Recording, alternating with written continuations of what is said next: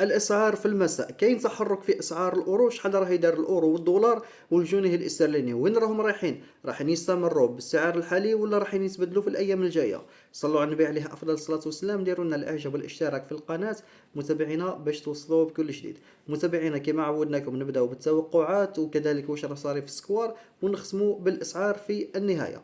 اولا متابعينا رانا نشوفوا باللي حتى كاين بعض التحرك لاسعار الاورو في بعض الولايات، ولكن متابعينا كما قلنا لكم كاين بعض من شافوا هذاك الانخفاض الاخير ب 20 25 في بعض الولايات يقول لك هذا هو الانهيار، وثاني كاين البعض من يشوف الارتفاع ب 10 5000 20000 ولا من ذاك يقول لك خلاص هذا هو الارتفاع الضخم لاسعار الاورو واللي ما راحش يحبس. ولكن صراحه ما كاش منها متابعينا، لانه الاورو اصلا هذا التذبذب اللي صار فيه من ذاك راه عادي جدا. من داك تشوفوا يهبط ب 10 20 يعاود يطلع لك ب 10 20. هذه الدوامه راح يستمر فيها، لانه الاورو خلاص فشل السنه هذه في تسجيل اي ارتفاعات اخرى، بحكم انه اصلا العام اللي فات صرا فيه الهبال، صرا فيه السعار. لانه تخيل في سنه واحده في 2025 طلع ب 300 الف من بدايه السنه الى نهايه السنه. على هذه متابعينا ربي يجعل خير. وصراحه من يطلع الاورو بزاف لو كان يولي يطلع لك ب 300 الف كل سنه كما كانوا البعض خلاص يحسب في هذوك كل عام يطلع له مثلا ب 300. لو كان يطلع ب 300 تسمى تغفل بعض بضعة أعوام تساوي في 6 ولا في 10 ملايين، ولا تسمى باش نكونوا منطقيين.